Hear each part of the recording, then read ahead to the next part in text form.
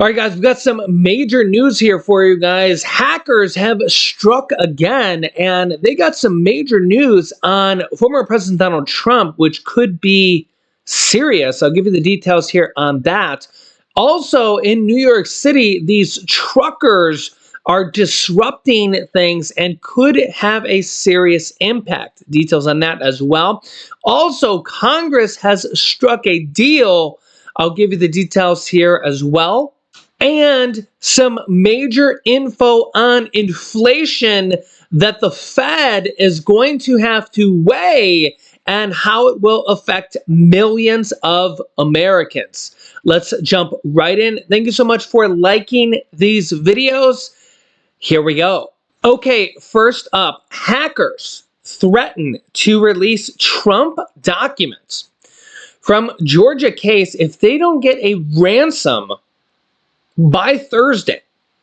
Now, this doesn't necessarily mean it'll happen by Thursday, but if they don't get the money, we will see. This could get delayed a little bit because you know how hackers are. If they don't get the money, well, maybe they'll end up saying, oh, well, maybe Friday, maybe Saturday. We'll have to see what happens here. But a hacker group responsible for taking down one of Fulton County's websites in Georgia is threatening to publish documents from the state's court system, including ones related to criminal cases against Donald Trump, unless they get paid a ransom. In a message posted online Saturday in both English and Russian, the hacking group called Lockbit said the stolen documents, quote, contain a lot of interesting things about Donald Trump's court cases that could affect the upcoming U.S. election. Initially, Lockbit set a Saturday, March 2nd deadline for the payment, according to cybersecurity reporter Christopher Krebs. It has since moved up that deadline to 8:49 a.m. Eastern Thursday, February 29th, Leap Day, and Lockbit's restored websites showed. It's not clear how much money the group is demanding, but I'm sure it's a lot. The hacking group demands are often negotiated in private, the chief product officers at cybersecurity firm Arctic Wolf said. The group, led by a hacker using the pseudonym Lockbit Sup, appeared to become operational again after the weekend of February 20th, a law enforcement raid group said. After a February 20th law enforcement raid, a group of agencies, including the FBI and the United Kingdom Crime Agency, took down 34 of its servers and changed its website to a series of messages bragging about law enforcement operations. The same day, the U.S. Department of Justice unsealed an indictment accusing 2 Russian nationals of being involved in the group's hacking operations. This hacker group, Lockbit, apparently works with affiliates as well to hack companies and government agencies. And over the years, it has targeted over 2,000 victims and has obtained over $120 million in ransom funds, according to the Justice Department. And it does make you wonder what information they have on former President Donald Trump. Let me know your thoughts here in the comments.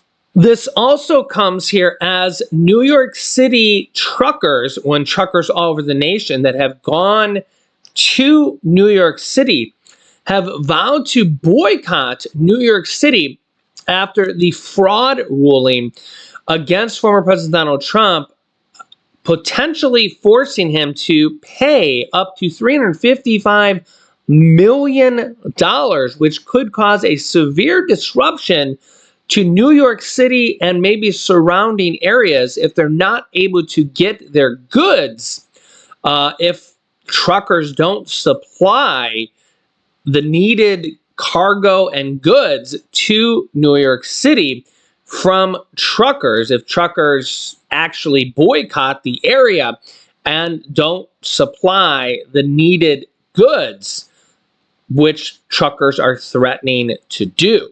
As Letitia James and New York prosecutors are looking to enforce this $355 million fine, former President Donald Trump is looking to appeal this and the other judgments here, and potentially stringing out all the way to the next election. If he is elected president, he could string all these different lawsuits out and then get immunity as president for 4 years. And, we could have, all this stuff strung along, whether all these pending court cases as well. So he's got a very interesting legal situation, almost unprecedented to say the least. We've never really seen anything like this. Let me know your thoughts here in the comments. We also have Senate Republican leader Mitch McConnell is going to step down as the Republican Senate leader in November. Of course, he's had some pretty serious health issues. He's 82 years old. He does say, though, that he's going to stay in the Senate until his term ends, which is all the way in January of 2027. Remember that senators serve 6-year terms. I almost said prison terms. Wow, it almost seems like the same thing, right? Meanwhile, Congress did, at the last minute, strike a partial budget deal to avert a weekend government shutdown, which is, again, kicking the can down the road. It seems like Congress has gotten almost nothing done here since the last midterm election. 4 funding bills that were due to run out of money on Friday will now be extended to March 8th, while the government's funding will be extended only until March 22nd. Speaker Johnson had only agreed to sign a bill to keep the government fully open this weekend if negotiators struck a deal on 6 funding appropriations. This is literally nothing. I mean, they're going to have to do this again by March 8th? Wow. Come on, Congress. You guys got to act together here. These guys are the laughing stock here. Meanwhile, a little noticed inflation report in the past could get a lot of market attention on Friday. And the stock market actually closed lower on Wednesday as this major inflation report looms. And the Fed is going to be watching this here as the Commerce Department will release the January reading on personal consumption expenditures, a favorite Fed Reserve inflation gauge, which will give us a gauge on how high inflation is.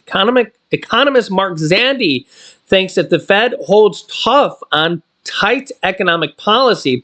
It could pose a substantial danger to the expansion of the economy, which could put millions of jobs in danger, higher interest rates in danger, people's credit cards interest rates at danger, mortgages at danger, the whole housing market at danger.